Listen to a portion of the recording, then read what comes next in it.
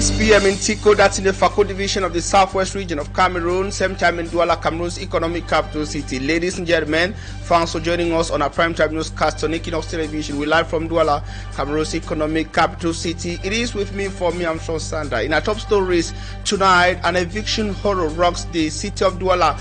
In Douala's Bonaberry neighborhood, an 8-month pregnant woman and her family faces homelessness after a violent, unexplained eviction made, according to the victims, who claim have been acting under the orders of the landlady, forced them out of the building, sparking health crisis and also tenant safety across the city, but the Republic of Cameroon. We'll talk you more on this edition of the news. And also in sports, the Confederation of African Football CAF now has a new Secretary General.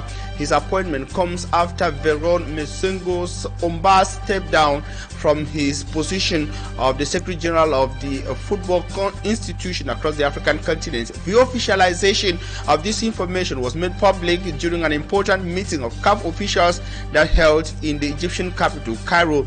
Much information relating to the number of teams to participate in AFCON competitions that will be organized every 4 years was also revealed by CAF's president, Patrice Motsepe. These and other interesting stories will be yours in this edition of the news. Once again, welcome.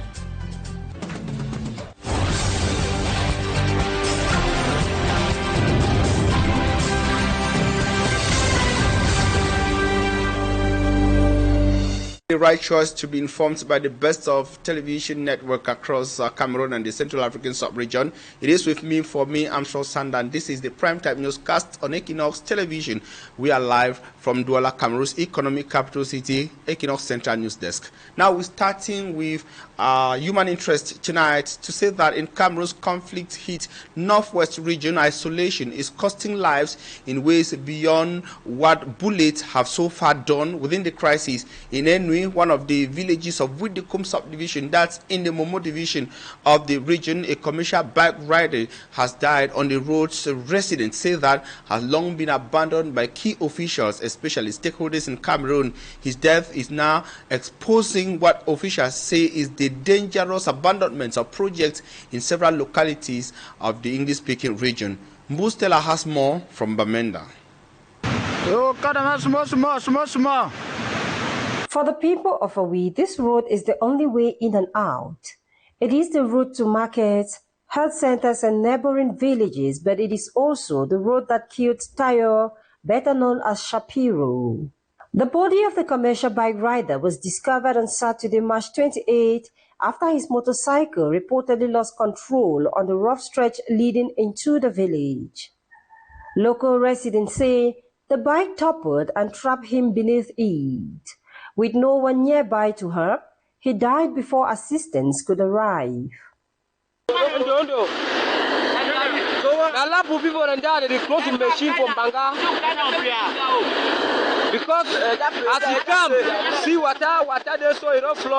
His death has renewed concerns about what residents describe as the abandonment of Awi. In this farming community, motorbike riders are often the only means of transport. They carry produce to the market, take the sick to hospital, and help women in labor reach care. Due to the badly damaged nature of the roads and no bridges over several streams, riders now travel mostly in groups so they can rescue each other if one gets into trouble. The impact of the poor infrastructure is felt far beyond transport. During medical emergencies, delays can be fatal, and in the rainy season, fast-moving water often cuts off parts of the village completely. Residents say the wider conflict in the northwest region has made matters worse, limiting development and leaving communities like Awi increasingly isolated. For the people in Awi, the death of Shapiro is more than a tragic accident.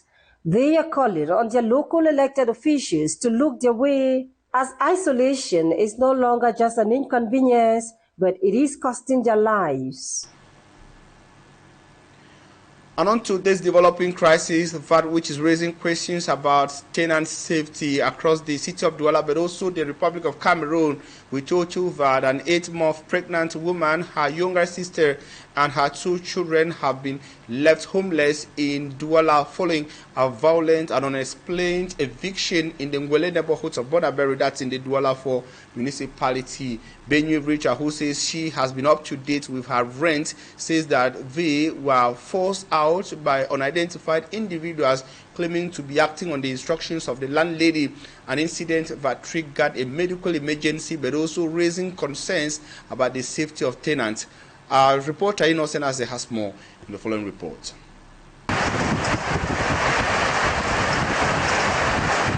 Benue Rita, an expectant mother, and her children have been without a shelter since Saturday night. They were forcefully sent out of the home they were renting in Ngwele Bonaberry Douala, with their belongings vandalized and flung outside by a group of unknown individuals. Opened door, they jam them. They burst into the house. When I went to open the door, there were more than 6 in number. Some of them wore security uniforms and masked their faces. Others did not.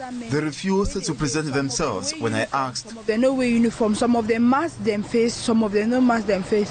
They start pack what in the outside. According to Benue Rita, they claimed her landlady sent them to throw them out. Say landlady don't send me, they can't pack we out. I said we don't do it, what we do. I wasn't told the reason for their action. They just beat me up and harassed my younger sister and my children. All they said was that the landlady sent them to throw us outside. No reason was advanced for this molestation and eviction at the time her husband had traveled. They owe no rent, as explained by Rita, though an agreement to leave the house in June exists with a pledge to respect it. Her jeopardized pregnancy, coupled with profuse bleeding, prompted neighbors to rush her to the hospital that fateful night. I be 8 months pregnant. With that cane where they give me for nights. With the beatings inflicted on me that night, I was rushed to the Mbingo hospital, where they referred me to the Bonasama district hospital. After examinations, they sent me to St. Philip Clinic for echography, given that my baby was not active. Can do echography. Say picking the shake, they don't understand where to go on. So I didn't for St. Philip.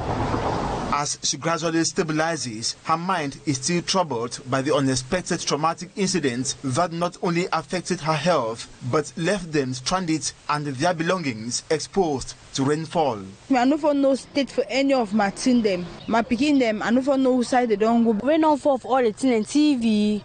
Share them, all things we know for them. We don't have so auntie has. While the now homeless family seeks to get to the roots of the matter, the landlady, presented by the unknown men as the one who ordered the family to be thrown out, has not reacted to accept or debunk the allegation.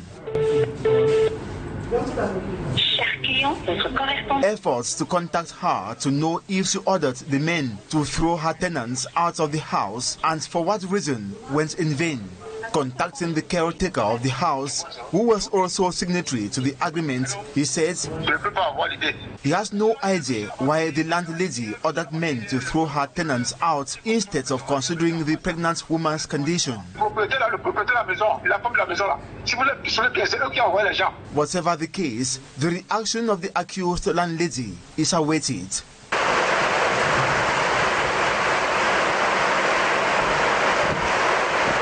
Sad indeed. Now, the tragic surge of infanticide and extreme violence against children in Cameroon between 2024 and 2026 has sent shockwaves through the nation, revealing a deeply troubling crisis of safety and morality.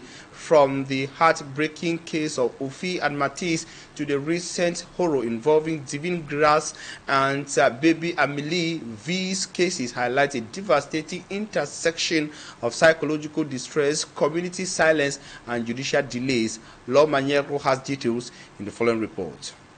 In less than 3 years, and with a terrifying surge in early 2026, Cameroon has witnessed the loss of several children in truly atrocious circumstances. Ofi, 5-year-old in 2024, was kidnapped in Douala, then found dead following the sexual assault. Her killers have never been found. Matisse, 6-year-old in 2025, was brutally murdered in Yaoundé by Dagobert Moafo. On February 2026, in the state of extreme psychological distress, a mother in Yaoundé took the life of her 3 children before committing suicide. March 2026, a woman was intercepted by the security forces while traveling in the public bus, carrying the lifeless body of a 3-year-old child hidden in a bag. Divine Grace, 11-year-old, on March 2026, betrayed by Eric Medouambang, the father of her classmate. Then, Amélie, 1-year-old, still in March 2026, a victim of her uncle's range, Changanana Odilon, broke the infant neck before the family threatened to call the police over a stolen phone. The heartbreaking case of Ophé, Matisse, Divine and Amélie, combined with the harrowing tragedy in Colbison and on public transport, revealed a profound crisis that transcends simple criminality. The blood of the innocent children cries out for the collective change of heart. Protecting the children of Cameroon is not just the government's job. It is a sacred duty for every citizen, neighbor and family members. It is indeed disturbing, Law Manyekro. We now move to sports without a transition to say that the Confederation of African Football (CAF) has a new Secretary General. His appointment comes after that of Veron Mosengo Umba, who stepped down from the position of Secretary General of the football institution across Africa after several years. The officialization of the information was made during a CAF's executive committee meeting that held in the Egyptian capital of Cairo over the weekend. The occasion was also an opportunity for the CAF's president, Dr. Patrice Motsepe, to make some important announcements regarding the increased number of football teams to be participating in next CAF competitions, and also the timing that of 4 years. We have details with Simat Njikan Gabriel.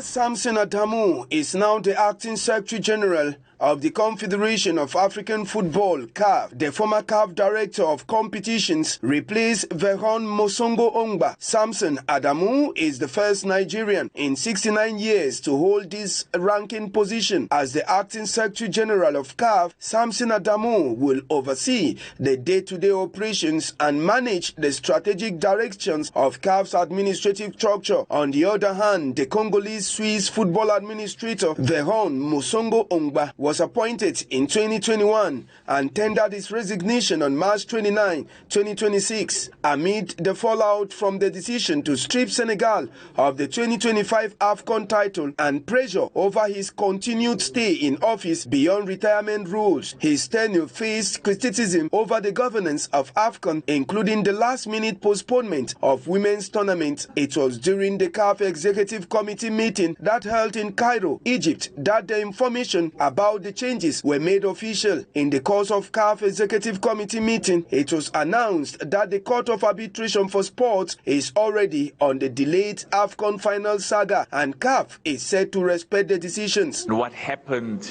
at the final match in Morocco between Senegal and Morocco is legitimately an important issue for us to keep discussing and for us as well to answer questions in that regard. But what we want to overemphasize is that matter is before CAS, and which is the highest decision-making body for football in the world. We will respect and implement whatever decision is taken by CAS. CAF's president was, however, satisfied with something. We were very proud when we got recognition and praise all over the world for the way that the referees and the match commissioners conducted themselves in the AFCON in Côte d'Ivoire.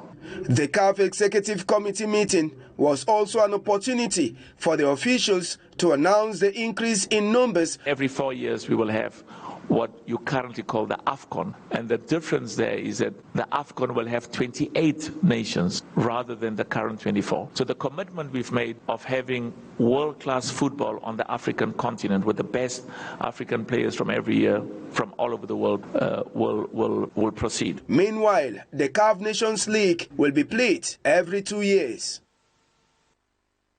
That's all for the first part of the news. Still for us for Talking Point.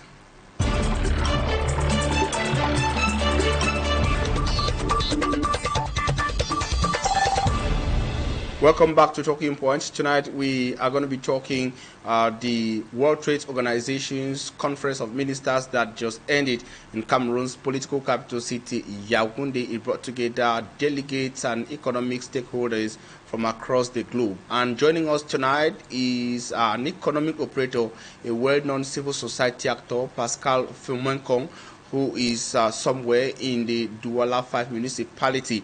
Good evening, Pascal FOMENKONG. Thanks for accepting to be guest on Talking Points tonight. Good evening to you. We're glad to have you to discuss the fallout, but just what Cameroon can benefit or generate from this important World Trade Organization's conference that just ended in the political capital city. That's the first question for you tonight. You know, when I look at certain things in our country, I smile and I laugh because you are talking of being the second country in Africa to hold it.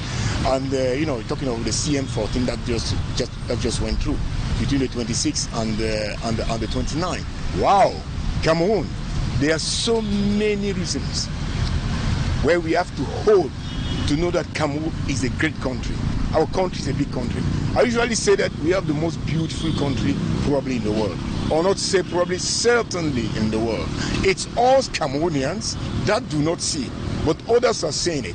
You see, Cameroon, when we say continent, it's not just like for flattery. Cameroon is at the center of Africa. And at the moment, you know, this conference had a lot of meanings because the world is looking forward to review all the rules of commerce all over the world. And they chose Africa because Africa actually had been doing, but not doing the right way or being used. Now the world in exchange has seen that the time has come to put Africa where it deserves to be. And Cameroon has been chosen, I believe, not because the position only, but for security reasons. And also, Cameroon, I believe, if we can grab this point and be ourselves united, this is where we can talk now of emergence and talk of real emergence coming. Because we have production, we produce. Probably maybe we don't get to transformation where we should be landing now, because what makes other countries really rich, take Japan. Japan doesn't have a lot of raw materials. We have all that. We have the human resources. Cameroon, just look at the last results at the Polytechnic of Paris. You want more than the half of those who succeeded, they were Cameroonians. This is show how the human resources we have. Now, talking of the raw products, raw material, talking of other aspects during that conference, one of the main things also was the climate. We have it. We have the climate. We have all what is requested. So I believe this is a sector where Cameroonians from this conference that happened between the 26th and the 29th in our country, in Yaoundé, from this, we have now our chance really to talk about emergence in practical terms. Mr. FOMENKONG, you are outlining the potentials of Cameroon, but this is also coming at a time when Cameroon and her SEMA counterparts have been unable to effectively and fully implement integration and free trade for several years. How possibly are they going to jump stage to be able to fully get into this at the global level in order to draw the necessary benefits as you're highlighting? Maybe you start by telling us what has been stagnating effective integration within the SEMA sub-region where Cameroon is found. Well, I believe there are multiple reasons. I had the opportunity to travel quite a lot on our sub-region, and I take the case of Equatorial Guinea itself. I wouldn't say it's tribalistic or any of this kind of reason. I think that it goes back to education. Let's just take it this way. Anytime you have arrangements for the integration, free movement and all this, although the government of Equatorial Guinea will stand and they sign for it, but I just tell you as a joke, when they sign, you take your car, you are at the border, you cross the border, now moving from one city to another one, you have so many stops of the police. And the police tell the government in Malabo, you guys, you come on the seat to keep. No. So the point, I think we need to educate and let the sub-region understand that we are in a world today where unity, the more you get united, the more you get powerful. And that's the problem that we face. Anyway, we cannot say that it's going to carry on because Cameroon and Chad, things have gone very far. Cameroon and Central African Republic, things have gone very far. So I believe that in the case of Equatorial Guinea, because they had that boom, of petroleum in the country. That played a bit in mind, but the authorities wanted really to go ahead.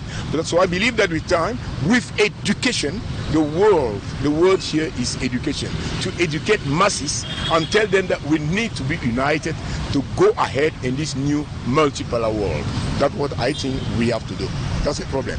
I actually get you, but permit me insist on this same question, maybe take it from another angle. Beyond the CEMAC region, Africa as a continent is still struggling with the free trade zone, which is a concept that was adopted by the African Union, embraced by Africans, but the practicalities are still far-fetched. Now, are these challenges not contradictory to the expectations of Cameroon and the African brothers at a time when the world is trusting that they can effectively do business with the African continent?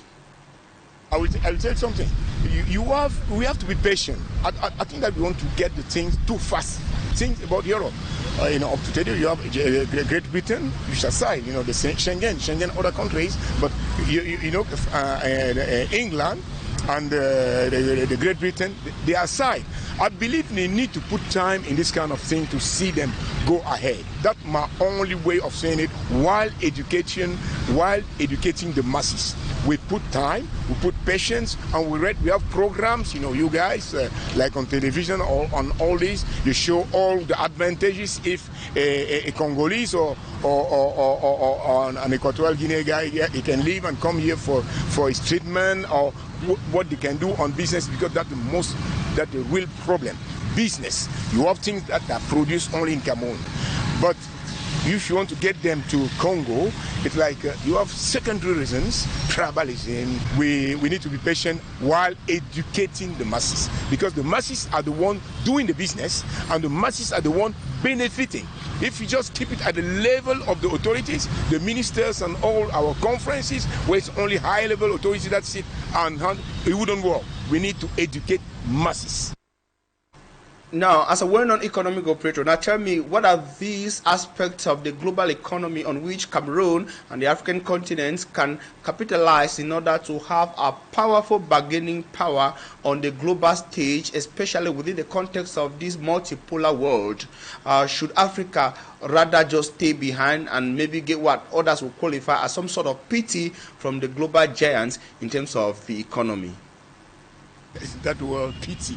I wouldn't like to talk much about pity. Pity doesn't exist in international business. It's all about interest, and we need to get down to that point. The next one, and that's really an issue about us thinking pity. Complaining there's no meaning. It leads to nowhere, pity. We need to get in. It's a violent word. I'm not talking of violent arms and weapons and all this. I'm talking of the reality on the field. The main thing Africa needs to get in the field of transformation. I'll just take an example.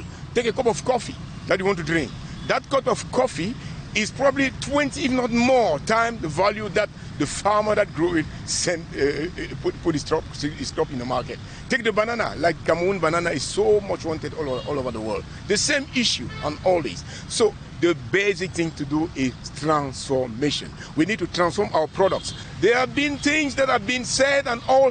France, for example, I just say it always. France, this way they have been capitalizing all the industries to get the raw materials from Africa, get the raw material, transform them, come back and sell 20 times to me. Now I think that time is passing. I don't think that many of our colonial masters could have stopped this conference to take place in Cameroon. If they could, they would have stopped it. But now it came to the point where Africa being the center, everybody is trying to see how to get his best shield, his best friends and all in Africa, and Cameroon being at the center. I think that there is no better place where they can stand. And now let's view this from this angle. The Yaoundé Important Rendezvous brought together delegates rushing in from the global giants, the West led by the United States of America, the BRICS headed by China and Russia, and many other superpowers like Brazil. Would you say that it was simply some sort of a joke, or seeing rivals on the same table, or we can effectively say that the importance of the Yaoundé Rendezvous was the key pulling factor? if that is any time for pretension now. You see, what happened in Yaoundé is really, for me, like a result of many things that have been showing now the little sign since 20 years. Since 20 years, every economist could see how America and all the West in general, they'll have to change their strategies. Everybody was saying, and I think that they had been warned for that. But they kept on thinking it's possible to keep the unilateral world. So I believe even through the war that's happening in Iran, these are all facts that just come maybe to precipitate what was going to happen. You cannot keep on saying others are going to rely only because all go down to something, the dollar. You cannot keep on thinking that you'll be the only one to rule all others with your own currency. That is something that happened after the Second World War. That was the only way to go ahead because America has enough reserve, enough gold and all this. But now things have changed. Things have moved. So I don't think that there is any time for thinking pretension in what happened in Yaoundé. What happened in Yaoundé is fundamental, and it is a message to other countries, African countries, to say, you guys look at the states, even themselves. They are in transformation also. But now the problem with the United States, and they have to be in Yaoundé to tell them that these are the realities. These are the realities. And you know, in Yaoundé, many problems were evoked, like the climate also, which was one of the center issues there. Immigration, that was one of the issues, and all this. You want to stop immigration, let these guys find something to do in their place. Exactly. You want to get a better climate rather than having all what we are seeing now in climate change and all this. Let us respect, you know, the basics and all this. So it's not an issue of pretension. It's an issue of reality, and there's no one that's going to get apart from that reality. We've got to all understand that development, Mr. FOMENKONG, TAGIA, Pascal. Our viewers will understand that the Yaoundé Rendezvous, the 3 days event in Yaoundé, was indeed a privilege to the nation Cameroon, the CEMAC sub-region, and the African continent. A privilege, an opportunity for Cameroon to host such an event.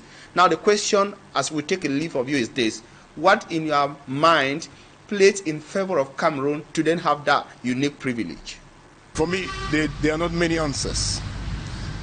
You know, Cameroonians, I believe they are the only ones who do not see the beauty of their own country. That's what I believe, and sometimes I laugh. I really laugh about that. Security. You see, you can, okay, we have some part like the Nous in Cameroon that is getting settled anyway, but this is a country where you see a young man coming from abroad or maybe from diaspora and all this, or in the land, he gets out of the nightclub at 3 o'clock, 2 o'clock, and he's walking on the street with his girlfriend without any problem. I travel. I know what I'm talking about. I don't want to call the names of other countries. Now, who has done that? If you ask two Cameroonians, take 10 Cameroonians, ask him about the Minister of Territorial Administration. Who is the Minister of Interior, the one in charge of security? I know Mr. Gele is doing wonderful work with the police. He's the Minister of Administration, of Territorial Administration, doing that good work. But you ask 10 Cameroonians, he's zero. He's doing nothing. He's doing nothing. So I believe really that's one of the drama that we need all to settle, population and the authorities. Why? I'll tell you why. This is a virus. If we cannot recognize what is good and differentiate for what is bad, the drama is that mediocrity now take over. I'll take an example. Let's just talk about water. Water, many people don't know, many Cameroonians don't know. If you travel around the CEMAC region, we have one of the best networks of water distribution. I say one of the best network of water distribution. But now, I take the case of a cité, mini-cité that I visited. People were queuing to go and get some little water to drink from a forage. This is not normal. Why? Because the man in charge, he tells himself, listen, there are so many problems, rules problems, the minister, people are complaining, so my owner can just hide behind and not do the maintenance. He is just requested to do the maintenance of that network, and he cannot do it. And that's why I say that this mediocrity, we are just going to increase mediocrity if we don't recognize what is good as it's good and what is bad as good. Mr. Atanganji, who's the Minister of Territorial Administration, for me is doing a great job for the security. And that's why we could have the OMC coming to Cameroon. Because if not, this is the first, in fact, this is the first aspect before the other countries choose to come to our country. Security, safety, and all. That was Mr. FOMENKONG TAGIA Pascal, who joined us from the Douala 5 municipality on Talking Points tonight. Thank you immensely, gentlemen, for your time and contributions on this important segment of our Primetime Newscast. Many thanks to our technical team, and also thank you, ladies and gentlemen, for your keen attention. We urge you to continue to stay with interesting programs on Equinoxe. Of course, it's not all. News will continue. At 8 p.m., you will have a full newscast in the French language, as Summit Rendezvous is taken for tomorrow, Tuesday, same time, on same platform. Stay blessed.